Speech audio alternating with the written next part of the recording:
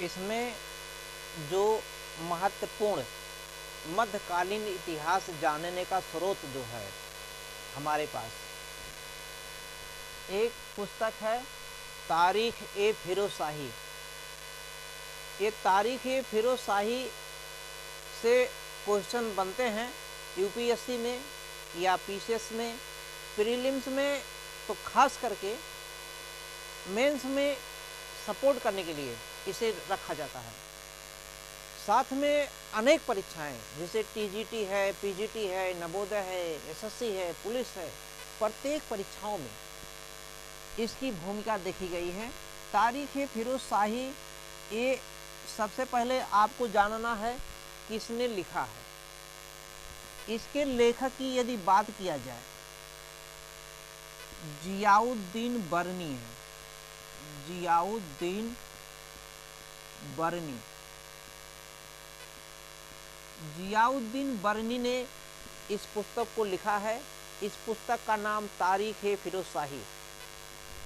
दूसरी चीज, ये किस भाषा में लिखा गया है।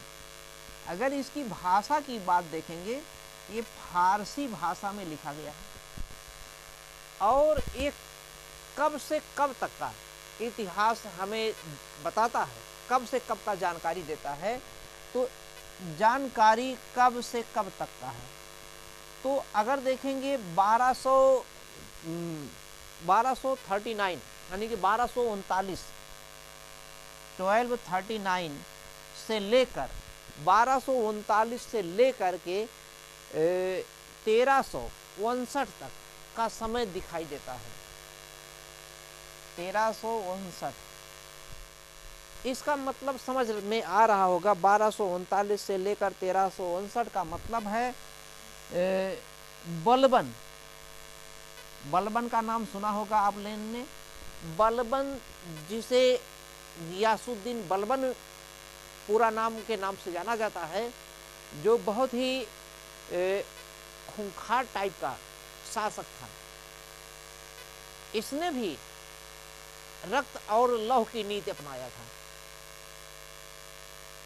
और साथ में जो इल्तुतमिश ने जो व्यवस्थाएं लाई थी, उसकी व्यवस्थाओं को इसने समाप्त कर दिया था। कमेंट करके बताइए इल्तुतमिश द्वारा लाया गया कौन सी व्यवस्था जिसको इसने समाप्त कर दिया, जबकि उसी दल का ये सदस्य भी था।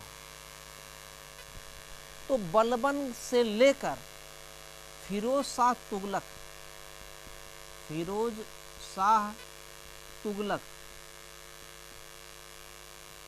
के शासन काल तक का समय दिखता है। बलबन टू फिरोज शाह तुगलक, बलबन से लेकर फिरोज शाह तुगलक के शासनकाल के बारे में ये जानकारी देता है। ये पुस्तक वहां से लिखा गया है जहां से तबकात ए नासरी पुस्तक समाप्त होती है। तबकात ए नासरी का लेखक कौन है, कमेंट करके जरूर बताइएगा। ये पुस्तक कब से कब लिखा गया है। तबकात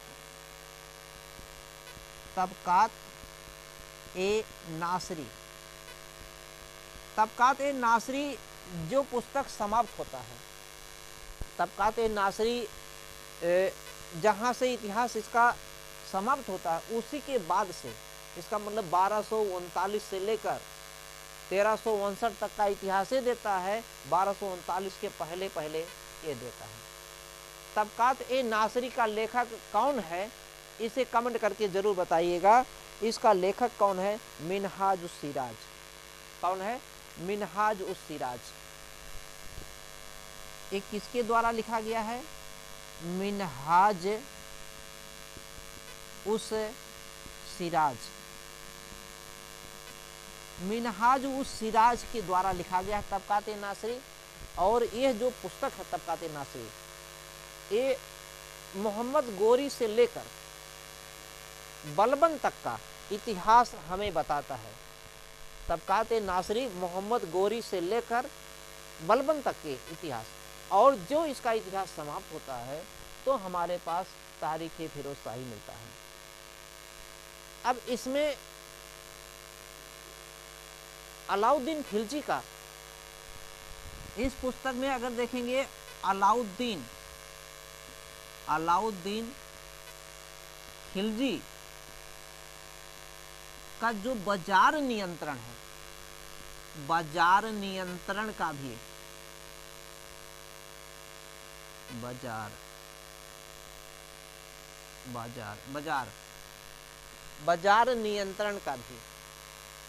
बाजार नियंत्रण कंट्रोल का उल्लेख हमें इसी पुस्तक से प्राप्त होता है। इसका मतलब कमेंट करके जरूर बताइएगा, पूरे दिल्ली सल्तनत में सबसे पहले अगर गुलाम वंश आता है तो गुलाम के बाद कौन आता है, गुलाम के बाद में कौन आता है, सबसे बाद में कौन आता है, सबसे ज्यादा शासन किसने किया है और सबसे कम शासन किसने किया है। तो अलाउद्दीन खिलजी बहुत ही बाजार नियंत्रण के माने बहुत ही सख्त था। इसके शासन व्यवस्था के बारे में हमें पुस्तक की में जो जानकारी मिलता है एक तारीख फिरोज शाही से मिलता है। अगर देखेंगे जो अलाउद्दीन खिलजी के दरबारी कब थे, अमीर खुसरो, जिनका नाम सुना होगा आप लोगों ने, उनके पुस्तकों से भी हमें जानकारी प्राप्त होता है। अमीर खुसरो के पुस्तक जो है खजाइनुल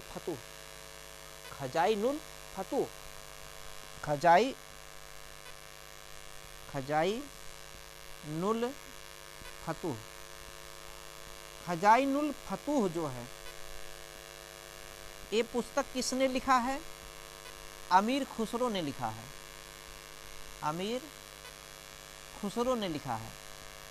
अमीर खुसरो कौन थे? ये दरबारी कवि थे, अलाउद्दीन खिलजी के दरबारी कवि थे। तो खजाइनुल फतूह से भी हमें अलाउद्दीन खिलजी के प्रशासन के बारे में जानकारी मिलता है। ये मध्यकालीन इतिहास जानने के स्रोत हैं, पुस्तक हैं। साथ में एक पुस्तक और मिलेगा आपको, रेहल्ला इब्न बतूता, जो 1333 में 1333 में 1333 में मोहम्मद बिन तुगलक के शासनकाल में आया था। रेहल्ला से भी हमें इस अलाउद्दीन खिलजी के बारे में और इन सब के मध्यकालीन जो शासक हैं दिल्ली सल्तनत के, कुछ के बारे में जानकारी प्राप्त होता है। तो एक था ये तारीख फिरोज शाही, जिसका लेखक कौन है? जियाउद्दीन बर्नी। और जियाउद्दीन बर्नी की अगर एक पुस्तक और देखेंगे तो जियाउद्दीन बर्नी की एक पुस्तक अगर आपको मिलेगा, लिखा है फतवा ए जहांदारी। इनकी एक पुस्तक का और नाम है फतवा ए